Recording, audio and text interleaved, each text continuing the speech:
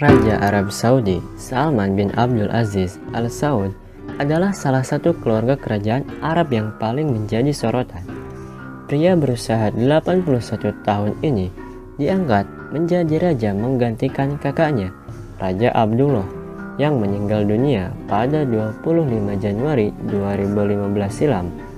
Karena kekayaannya, persiapan menyambut kedatangan Raja Salman terbilang luar biasa.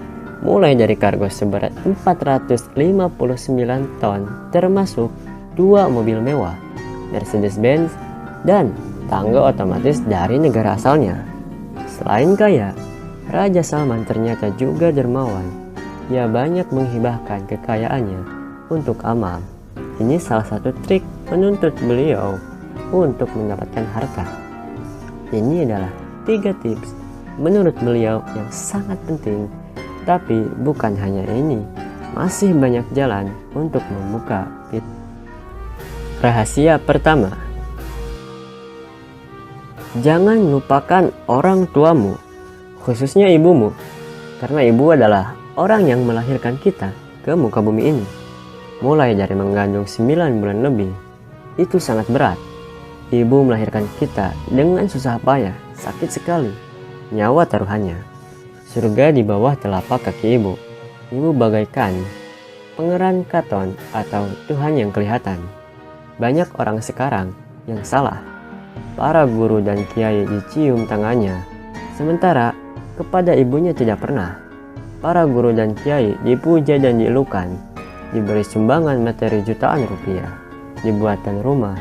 Namun ibunya sendiri di rumah dibiarkan atau diberi materi tapi sedikit sekali.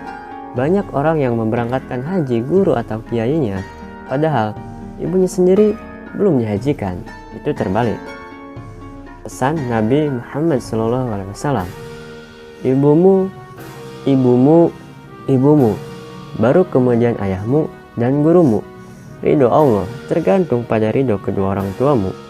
Kumpulkan 1000 ulama untuk berdoa, maka doa ibumu jauh lebih mustajabah. Rahasia kedua, banyaklah memberi, banyaklah bersedekah. Allah berjanji membalas setiap uang yang kita keluarkan itu dengan berlipat ganda. Sedekah mampu mengalahkan angin, sedekah bisa mengalahkan besi, sedekah membersihkan harta dan hati kita, sedekah melepaskan kita dari mara bahaya. Allah mungkin membalas sedekah kita dengan rezeki yang banyak, kesehatan, terhindar kita dari bahaya, keluarga yang baik, ilmu, kesempatan, dan lain-lain. Jangan sepelekan bila ada pengemis datang meminta-minta kepadamu, karena saat itulah sebenarnya Anda dibukakan pintu rezeki. Beri pengemis itu dengan pemberian yang baik dan sikap yang baik. Kalau punya uang kertas, lebih baik memberinya dengan uang kertas, bukan uang logam. Pilihan lembar uang kertas yang masih bagus, bukan yang sudah robek, yang sudah lecek. Pegang dengan 2 tangan, lalu ulurkan dengan sikap hormat, kalau perlu sambil menunduk menghormat. Pengemis yang Anda beri dengan cara seperti itu akan terketuk hatinya.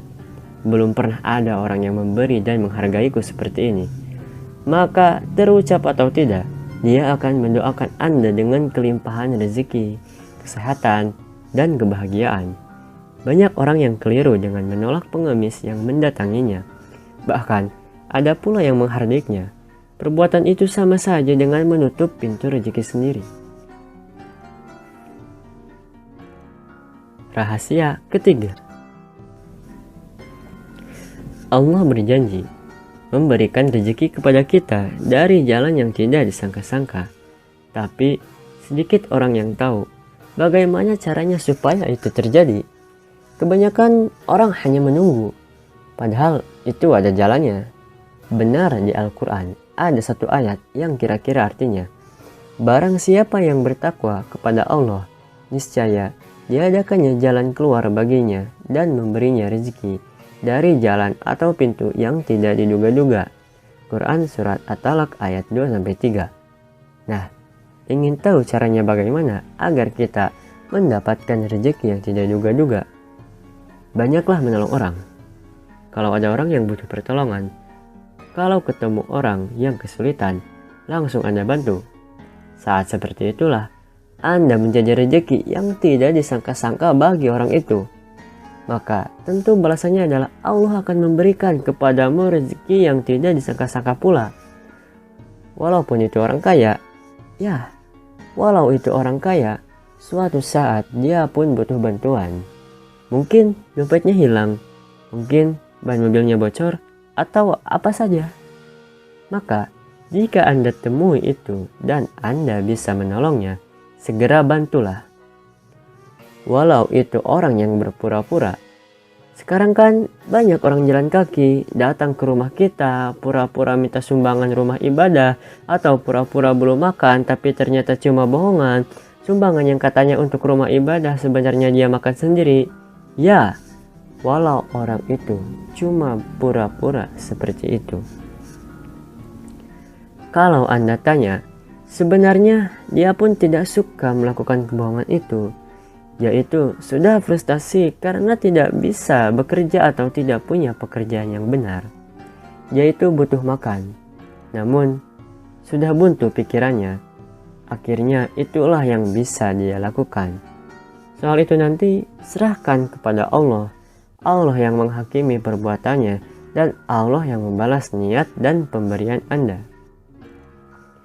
Terima kasih sudah menonton. Semoga dengan adanya video ini, pintu rezeki kita semua bisa terbuka. Dan juga semoga kita diberikan keikhlasan, ketabahan, kesabaran untuk menghadapi semua hal ini. Kita semua sama manusia. Kita ditugaskan hanya untuk bekerja keras, berdoa, memohon, dan bertawakal. Kita lakukan itu secara ikhlas, kita akan selamat dunia akhirat. Terima kasih. Jangan lupa klik like, komen, dan subscribe.